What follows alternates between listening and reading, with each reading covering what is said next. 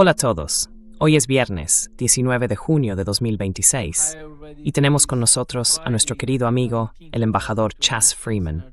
Bienvenido de nuevo, embajador. Encantado de estar contigo. He estado peleándome un poco con el ordenador, así que no estoy del todo al día, pero tengo muchas ganas de charlar contigo. Sí, embajador. Empecemos por lo que está ocurriendo en Líbano. Como sabemos, anoche hubo muchos ataques, por cierto, de los israelíes contra población libanesa. 4 soldados israelíes murieron ayer, y después hubo un ataque, una escalada, en la zona sur del país. Según la información más reciente, han muerto hasta ahora 47 personas, y 97 han resultado heridas. Y los combates continúan, porque en las últimas 2 horas se hablaba de un posible alto el fuego, pero no hay ningún alto el fuego. Varios funcionarios israelíes, en declaraciones a los canales 12 y 15, están dando versiones distintas sobre ese alto el fuego.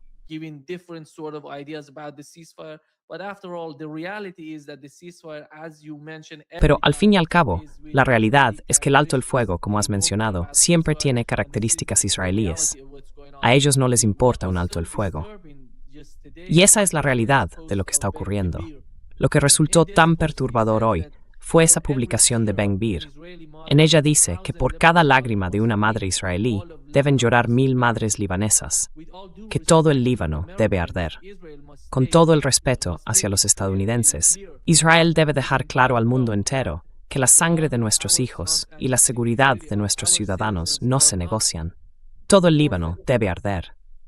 Nuestro deber supremo es proteger a los ciudadanos de Israel y a los soldados de las fuerzas de defensa de Israel. Y este compromiso está por encima de cualquier otra consideración.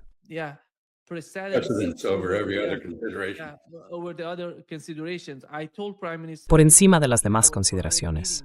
Le dije al primer ministro, incluso en nuestra reunión privada, por cada lágrima de una madre israelí, deben llorar 1000 madres libanesas.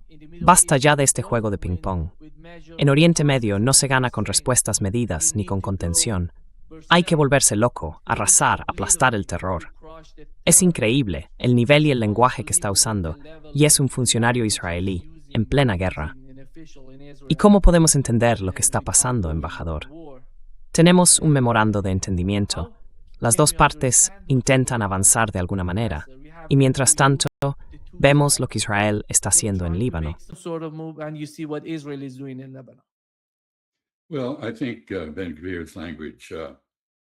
Bueno, creo que el lenguaje de Ben Gvir suena mucho a algo que los nazis habrían dicho en respuesta a la resistencia frente a su agresión en Europa del Este contra la Unión Soviética y Francia. Y es una muestra de hasta qué punto ha caído Israel, que un ministro del gabinete se sienta libre de hacer un comentario tan espantoso. Por otro lado, sospecho que hay gente en Irán que siente exactamente lo mismo respecto a cómo responder a las violaciones israelíes de cualquier intento de lograr la paz en la región. Al fin y al cabo, si 1000 madres libanesas deben llorar, supongo que habrá quienes digan que los israelíes merecen más castigo. Sin embargo, lo que está ocurriendo es totalmente previsible. Es decir, los israelíes nunca han aceptado quedar vinculados por ningún acuerdo estadounidense con Irán.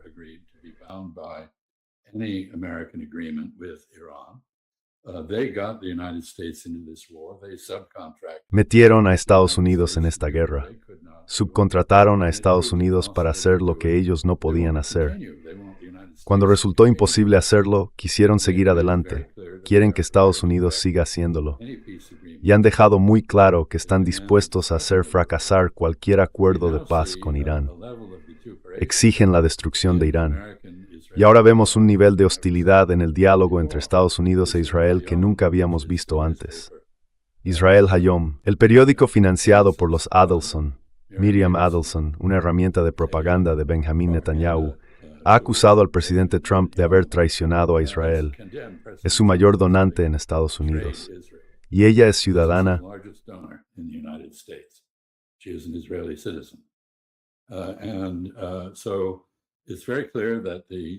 Así que está muy claro que los sionistas están rompiendo con la administración Trump. Lo que no está claro es si Trump está dispuesto a romper con Israel.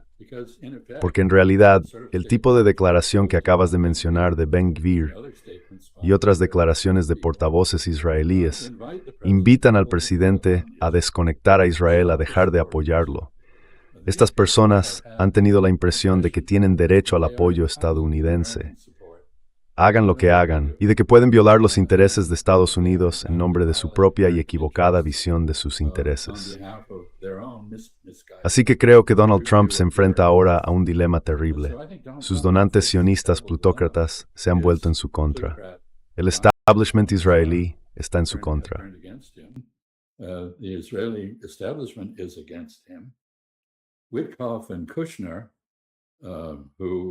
Wickoff y Kushner, que han estropeado todas las negociaciones en las que se han metido, están siendo ahora condenados por los israelíes por haber traicionado sus vínculos sionistas. En Estados Unidos se les ridiculiza, y creo que con razón, por no tener ni idea de cómo cerrar un acuerdo a nivel internacional. Resulta que la guerra y la paz no son operaciones inmobiliarias.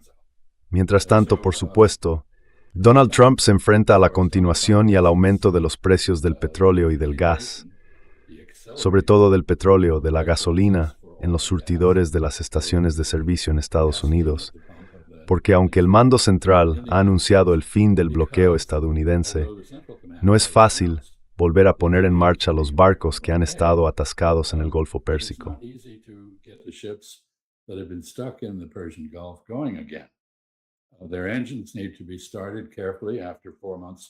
Sus motores tienen que arrancarse con cuidado después de 4 meses parados.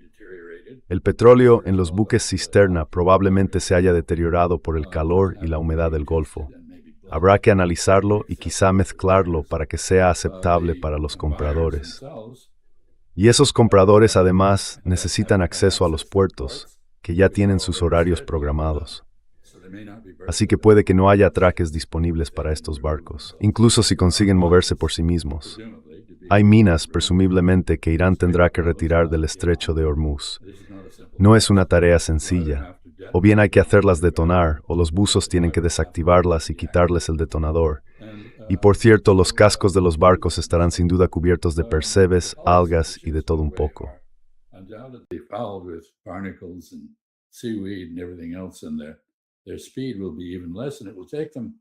Y su velocidad será aún menor, y les llevará entre 5 y 6 semanas, si consiguen salir del Golfo, para entregar realmente el petróleo que han estado almacenando en sus tanques.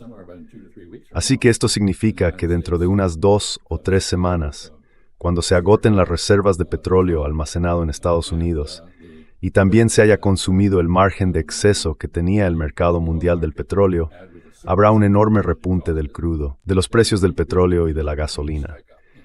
Y eso sería desastroso para Donald Trump políticamente en Estados Unidos. Así que está realmente en apuros. Ha perdido su principal base de apoyo entre los plutócratas sionistas.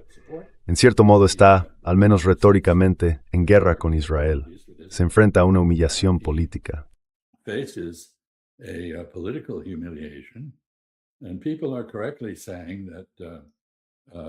Y la gente dice, con razón, que esta, tregua o alto el fuego, en realidad es solo otra forma de reducir la tensión entre Irán y Estados Unidos y también un intento de rebajar la tensión con Israel.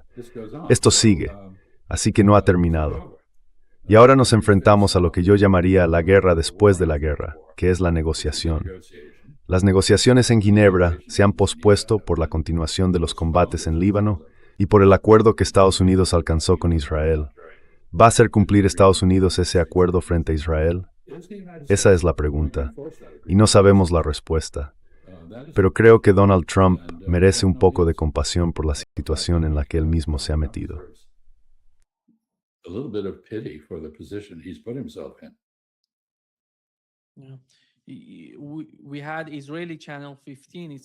Teníamos el canal 15 israelí. Dice que, si Hezbollah intenta enfrentarse a los avances israelíes en el sur del Líbano, se defenderán y responderán. Esa es la ecuación que ellos mismos han creado, porque en el fondo, lo que nos están diciendo es, nos estamos defendiendo, nos atacan y nosotros nos defendemos. Pero ¿en qué lugar se están defendiendo exactamente? En el Líbano ocupado.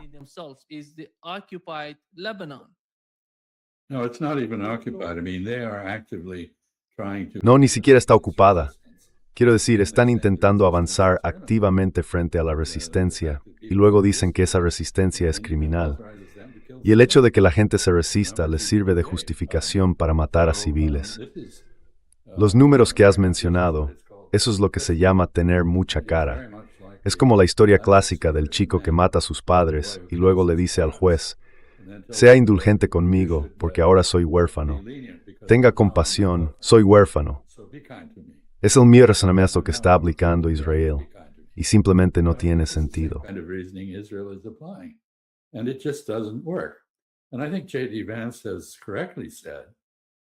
Y creo que J.D. Vance tiene razón cuando dice que al atacar a Donald Trump de la manera en que lo han hecho, los israelíes se arriesgan a perder al último amigo que les queda en el ámbito internacional, porque Israel se ha convertido en un estado paria.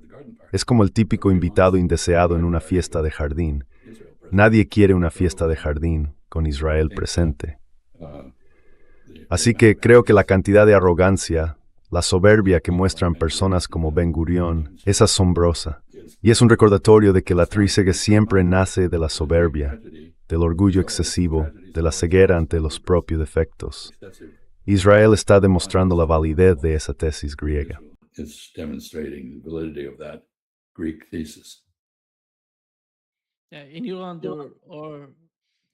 En Irán, hay gente que está criticando el memorando de entendimiento porque piensa que si pierden su dominio o su control sobre el estrecho de Hormuz, ya no tendrían ninguna forma de presionar a Estados Unidos para que ponga fin a la guerra entre Israel y Líbano. Porque según ellos, la única razón por la que Estados Unidos está negociando con Irán o intentando hacer algo es precisamente la presión que el estrecho de Hormuz ejerce sobre la economía global y sobre las reservas de petróleo estadounidenses. Y más adelante, vemos a la administración Trump. Ya sabes, has estado observando a Donald Trump y a su equipo.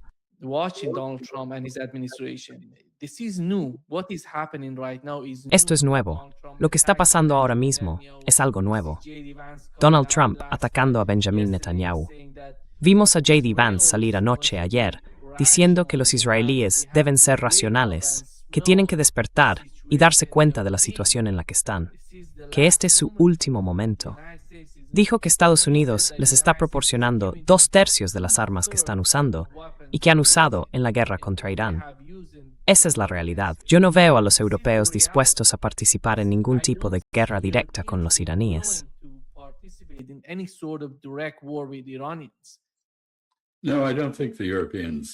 No, no creo que los europeos vayan a dar un paso al frente en esto.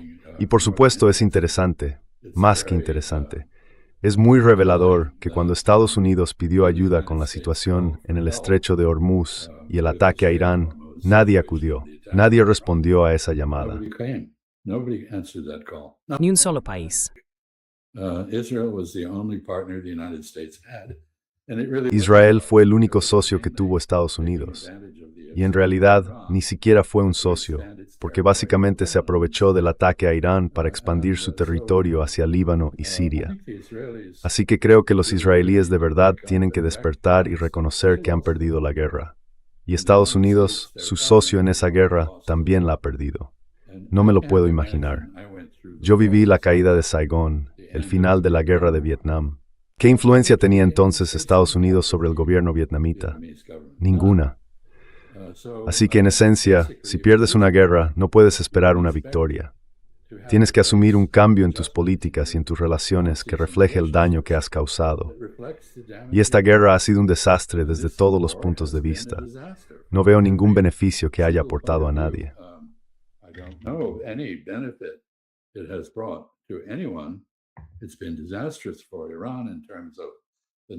Ha sido desastroso para Irán por el número de muertes de civiles y por la magnitud de los daños causados. Fue catastrófico para el liderazgo iraní en todos los niveles. Sí hubo daños enormes, enormes. Pero también ha sido desastroso para los países árabes del Golfo por su asociación con Estados Unidos. Y en el caso de Emiratos Árabes Unidos y Bahrein, por su relación con Israel. Se les ha advertido de que si esas asociaciones continúan, Irán se reserva el derecho de atacarlos. Irán ha aceptado no atacar a nadie durante 60 días, siempre que haya un alto el fuego en Líbano. Eso está claramente establecido en el acuerdo. Israel está impidiendo deliberadamente la aplicación de los términos de este memorando de entendimiento. Quizá en realidad habría que llamarlo un memorando de malentendido, un MOM en lugar de MOU, porque está bastante claro que no hay un entendimiento real detrás de él.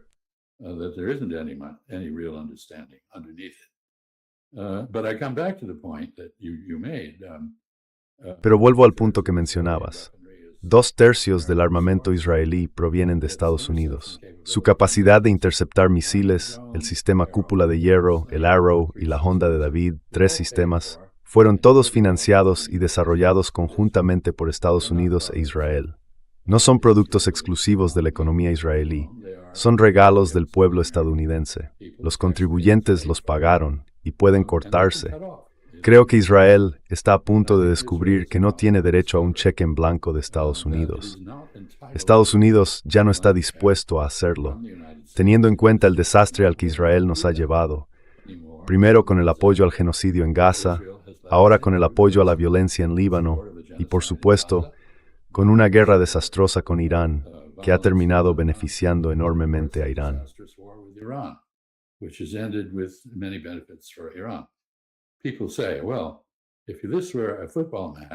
La gente dice, bueno, si esto fuera un partido de fútbol, Irán 1, Estados Unidos 0. Si fuéramos sinceros, diríamos que Irán ha salido de todo esto con nuevas ventajas, con más poder de negociación. El estrecho de Hormuz ha suspendido cualquier ajuste nuclear, cualquier cambio de política en el ámbito nuclear durante 60 días. Pero después de esos 60 días, si no hay acuerdo, ¿va a estar Irán obligado por una promesa de no fabricar armas nucleares? ¿En qué se basaría eso? No habría ninguna base. Así que Irán tiene mucho margen de maniobra durante estos 60 días, y no hay forma de evitarlo.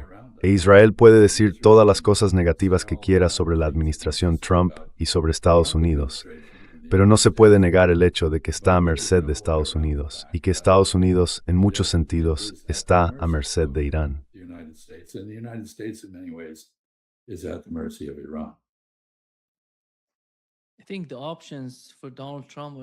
Creo que las opciones que tiene Donald Trump ahora mismo son tales que ninguna le resulta buena.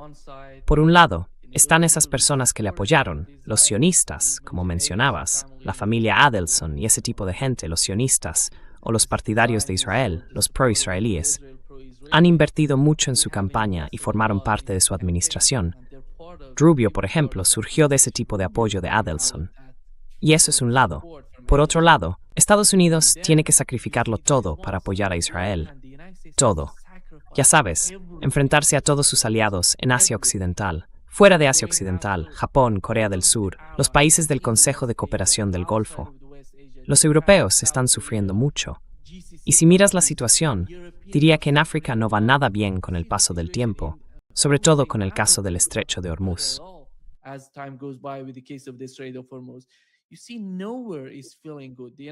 Mira, en ningún sitio las cosas van bien.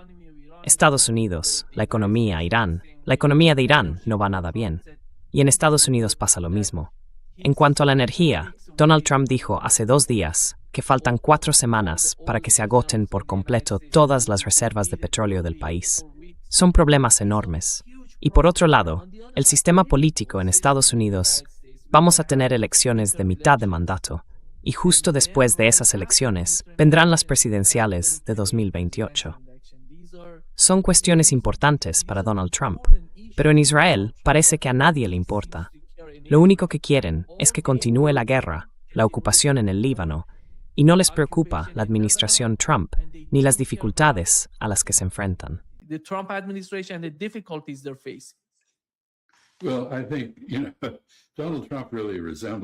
Bueno, creo que Donald Trump se parece mucho a los israelíes en muchos aspectos. Antepone su propio ego y su propio beneficio al interés de su país. Y los israelíes claramente se imaginan que todo el mundo les debe algo, y creo que la gente ya no acepta eso. Y bueno, hablando como estadounidense, hay una línea clara de deterioro en nuestro sistema constitucional, y en nuestras libertades, que se puede rastrear hasta nuestra relación poco sana con Israel. Ahora la gente empieza a hablar abiertamente del USS Liberty, donde un gran número de marineros estadounidenses fueron asesinados deliberadamente por los israelíes, que intentaron con todas sus fuerzas hundir el barco con aviones sin distintivos. Sabían perfectamente lo que era. Y ahora la gente está hablando de eso abiertamente.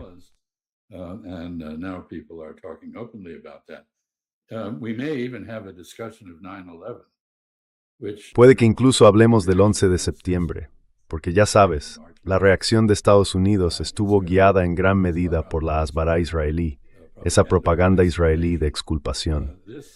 Ese ataque, el del 11 de septiembre, fue una consecuencia directa de las políticas estadounidenses hacia Palestina y hacia los musulmanes en general, políticas que a su vez derivaban de las israelíes. Y ahí empezó el proceso de erosión de nuestra Carta de Derechos y la obsesión por la seguridad que se instaló en Estados Unidos. Y ahora tenemos esto. Hubo protestas contra el genocidio que fueron condenadas como antisemitismo, como si para ser favorable a los judíos hubiera que estar a favor del genocidio. Quiero decir, si hay algún grupo en el mundo que debería ser especialmente sensible a la necesidad de oponerse al genocidio, son los judíos, estén donde estén. Y, para ser justos, muchos judíos estadounidenses se oponen con firmeza a la política israelí.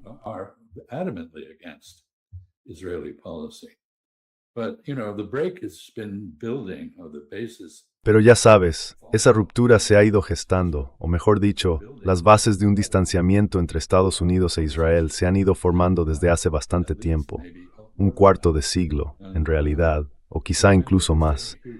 Y mira, Israel está asumiendo un riesgo enorme. Es exactamente lo que les pasó a los reinos cruzados en los siglos XI y XII. Se derrumbaron cuando desapareció el apoyo extranjero. Israel está jugando a algo que podría costarle su propia existencia. ¿Y quién es responsable de esto? Podrías poner en fila al gabinete israelí de Netanyahu y encontrar motivos para considerar a todos culpables del desastre que han provocado en su país. Así que creo que Donald Trump solo se preocupa por su propio bienestar, no por el de Estados Unidos ni por el de Israel. Israel, por su parte, solo se preocupa por sí mismo y no por nadie más. Y eso no es una base para mantener el apoyo de nadie a largo plazo.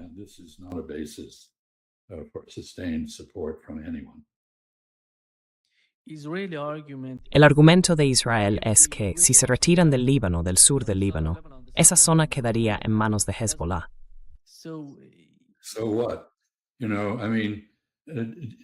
¿Y qué?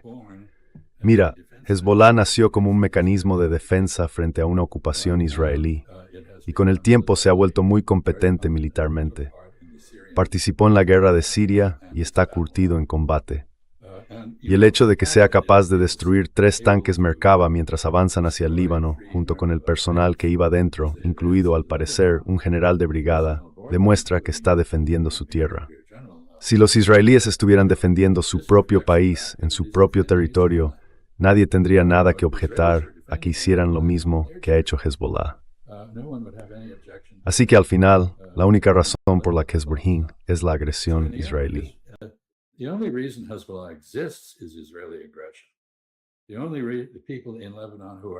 Las únicas personas en Líbano que están defendiendo al país son Hezbollah. El gobierno libanés está aliado con los israelíes y quiere deshacerse de Hezbollah, pero no puede, porque tiene una base de apoyo muy fuerte, y está bastante dispuesto a hacer la paz con Israel. Si Israel resolviera sus problemas con Líbano, no tendría nada de qué preocuparse. El problema es, como ya he dicho antes, que Israel quiere una seguridad absoluta para sí mismo. Y eso significa una inseguridad absoluta para todos los que están en sus fronteras y más allá. Y eso sencillamente no es aceptable. Creo que el mundo ha perdido la paciencia, y quizá Estados Unidos esté a punto de perderla también.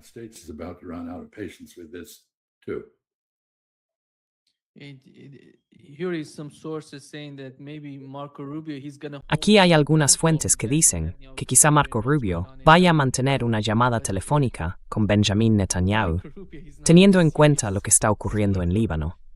Pero Marco Rubio no es una herramienta seria que puedas usar. Lo fue en su momento, porque conocemos la historia de Marco Rubio con el caso de Ucrania, fue a Europa. Y así es como se habla con Benjamin Netanyahu.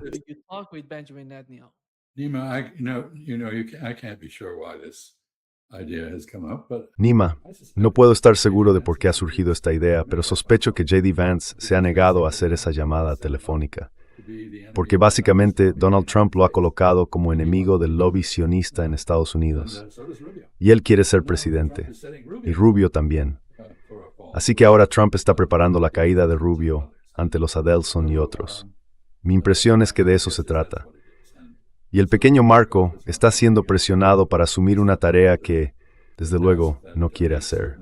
Y ahora centrémonos un momento en Netanyahu, que es el gran perdedor de esta guerra.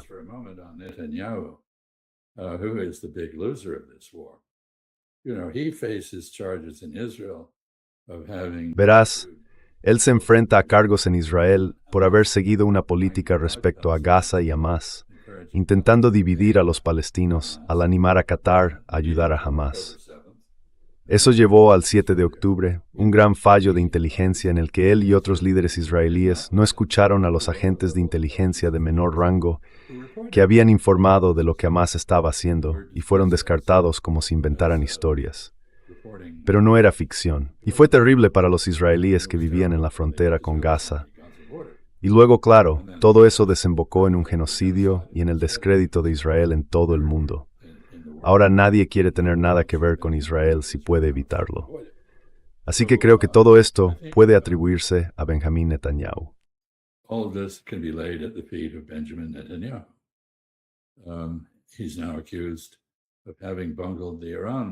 Ahora le acusan de haber gestionado mal la guerra con Irán.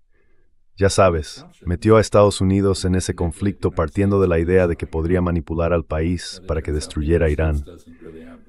Pero resulta que Estados Unidos no tiene realmente la resistencia ni la voluntad de destruir Irán, aunque pudiera hacerlo. Así que esto es un desastre. Ahora bien, Irán, supongamos que no se llega a ningún acuerdo en los 60 días de negociación. Probablemente se amplíe el plazo. ¿Qué cambiará? Nada. Estados Unidos no estará allí. Quiero decir, se supone que Estados Unidos debe retirarse en 30 días de la periferia de Irán. Los países árabes del Golfo harán un acuerdo con Irán para retirar las fuerzas estadounidenses y evitar que vuelvan. Y el estrecho de Hormuz estará sujeto a tasas administrativas, que no son más que otra forma de decir un peaje.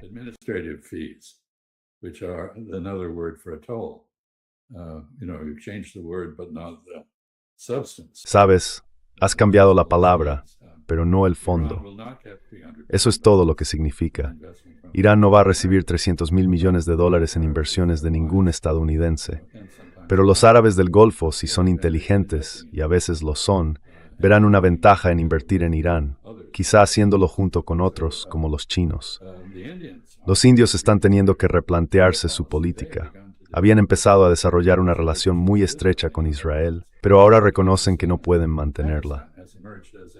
Pakistán ha surgido como un líder en la región, de una forma en la que antes no lo era.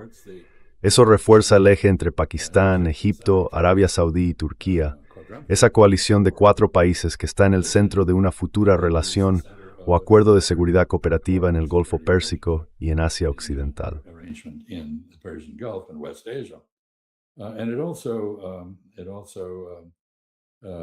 Y además, eso sienta las bases para que desarrollen industrias militares propias y reduzcan su dependencia de otros. Así que estamos viendo muchísimos cambios. Por no hablar del hecho de que esta guerra con Irán ha dividido a la OTAN y ha hecho que varios países de la alianza den la espalda a Estados Unidos. Algunos ya lo habían hecho antes, como Francia, y otros no tenían ese precedente, como España. Y como mencionabas antes, Estados Unidos se ha visto obligado a retirar defensas cruciales de Japón y de Corea del Sur. Una de las razones por las que creo que la administración Trump está siendo tan cautelosa ahora con el tema de Taiwán es porque reconoce que no tiene la capacidad militar necesaria para intervenir contra China, incluso aunque quisiera hacerlo. En definitiva, muchísimos cambios, todos ellos desastrosos para Estados Unidos e Israel. Ninguno perjudica a Irán.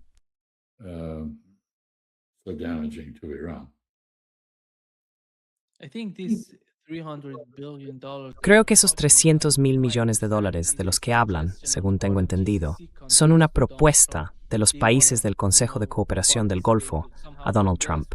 Quieren participar, invertir de alguna manera, acercarse más a Irán. Por eso lo están haciendo. Porque, embajador, durante la guerra, intentaron de todo en los medios tradicionales para dañar la imagen de Arabia Saudí. Decían que Arabia Saudí estaba impulsando la guerra, que la apoyaba, que quería que continuara. Pero, por lo que sabemos de los iraníes, Arabia Saudí, desde los primeros días del conflicto, estuvo en contacto entre bastidores, diciendo que nada de eso era cierto. Y los iraníes lo sabían.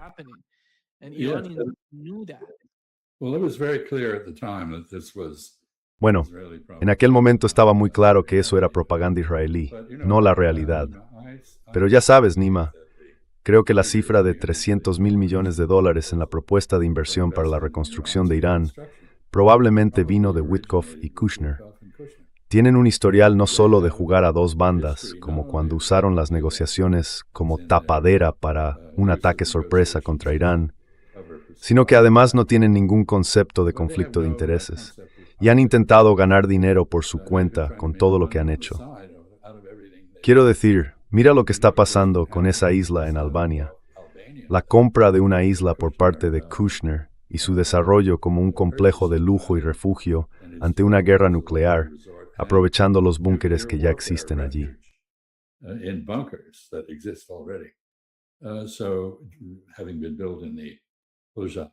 Así que, habiendo sido construido en la época de Hoxha, en Albania, sospecho que esto se originó allí. Pero estoy seguro de que los árabes del Golfo entienden que su futuro depende de mantener relaciones cordiales con Irán.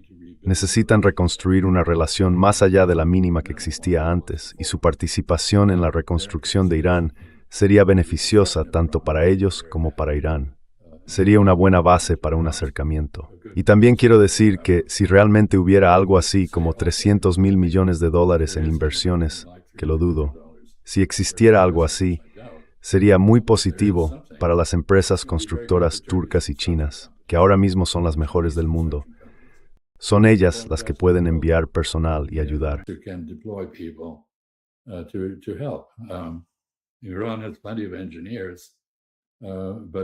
Irán tiene muchos ingenieros, pero no cuenta con el equipo ni con la experiencia necesarios para hacer los tipos de proyectos que hacen los turcos o los chinos.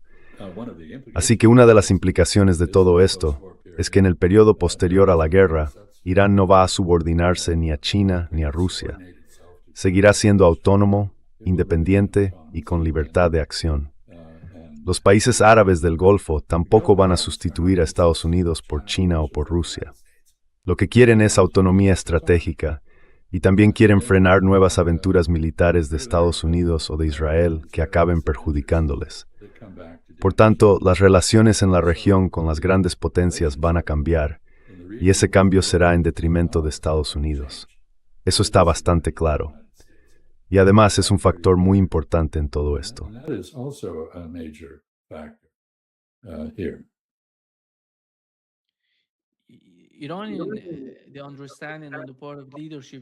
En cuanto a Irán, la posición del liderazgo iraní, básicamente, me refiero al líder supremo, ayer hizo una declaración diciendo que no es optimista respecto al memorando de entendimiento. No ve que vaya a salir nada de ahí. No lo dijo de forma tan directa, pero vino a decir que tiene una opinión distinta a la del presidente de Irán, Pezeshkian. Aún así, le dio permiso para negociar. Así que, bueno, veremos qué pasa, qué sale de todo esto. Pero si observamos la postura iraní, creo que en el fondo, ellos saben que no habrá levantamiento de sanciones ni liberación de activos congelados. Sienten que eso no va a ocurrir. Y han vinculado esa percepción con el programa nuclear iraní. Así que, si quieren negociar, si quieren conseguir algo, tienen que hacerlo en ese marco. Pero sinceramente, no creen que eso vaya a suceder.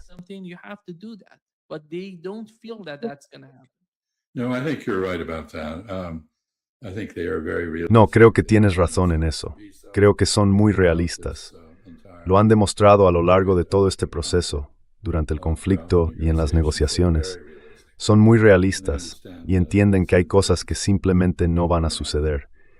Pero tienes razón, es muy importante que vinculen estos temas con el programa nuclear. Al final, como he dicho antes, creo que Irán está convencido de que necesita un arma nuclear y que la va a construir. Y pienso que la principal limitación para eso es la preocupación iraní de que si Irán se convierte en una potencia nuclear, también lo harán Arabia Saudí, Turquía y otros países. So will Saudi Arabia, Turkey, and other countries. And Iran will end up surrounded by nuclear. E Irán acabará rodeado de estados con armas nucleares, no solo Israel. Así que esto también es realista, y es una buena razón para que Irán no se vuelva nuclear.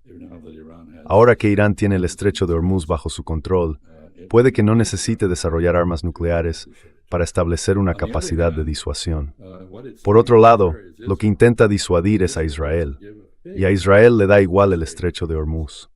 No le preocupa en absoluto. Así que no sé cómo acabará todo esto, pero como he dicho antes, creo que una de las consecuencias de la guerra ha sido impulsar y no frenar el esfuerzo de Irán por conseguir armas nucleares.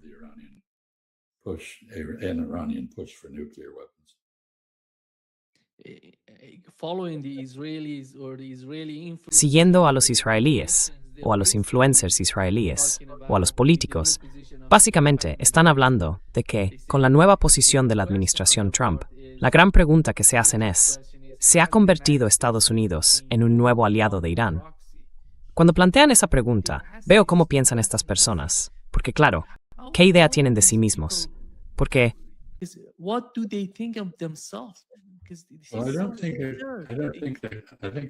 No creo que están en pánico. No están pensando con claridad. Yo diría que hay dos posibilidades aquí que deberían preocuparles. La primera es que podría producirse una ruptura a corto plazo con Estados Unidos, lo que supondría una suspensión del apoyo logístico a su ejército y del apoyo de inteligencia, sin los cuales no pueden llevar a cabo sus operaciones en Líbano ni atacar a Irán. Esa es una posibilidad. Pero creo que el cambio más importante, fíjate, Israel Katz, el ministro de Defensa de Israel, ha dicho que Israel se opondrá a cualquier intento de, cito, cambiar la ecuación en Asia Occidental.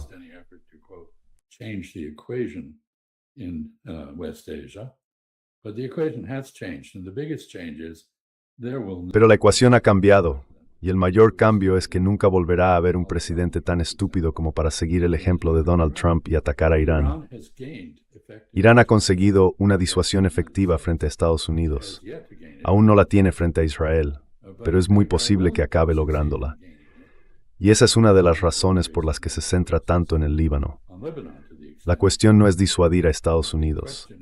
Estados Unidos ya ha sido disuadido. La cuestión es cómo disuadir a Israel. Y retuar un peso robes, probablemente es que Ben-Gvir quiere que se comporte así. Es un ocurre.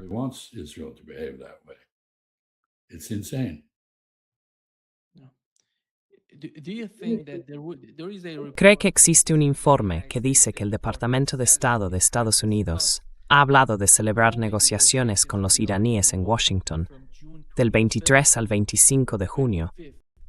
No sé si eso es algún tipo de...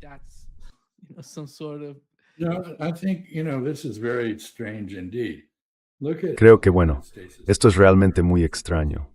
Fíjate en cómo Estados Unidos ha tratado al equipo de fútbol iraní. Si fueras un funcionario iraní, ¿te apetecería ir a Washington? Pues claro que no.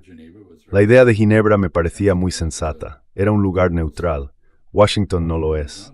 Es posible que Irán responda diciendo, no, venid vosotros a Teherán y haremos las negociaciones allí.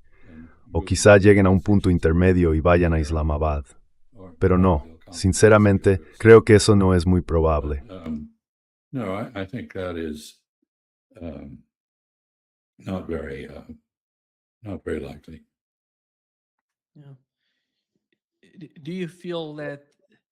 ¿cree que, si Donald Trump hace algo con respecto al caso de Israel, supongamos que Irán sigue avanzando al ritmo actual, en líneas generales, y Donald Trump decide aumentar la presión sobre Israel, ¿ve posible que Israel salga pronto del Líbano?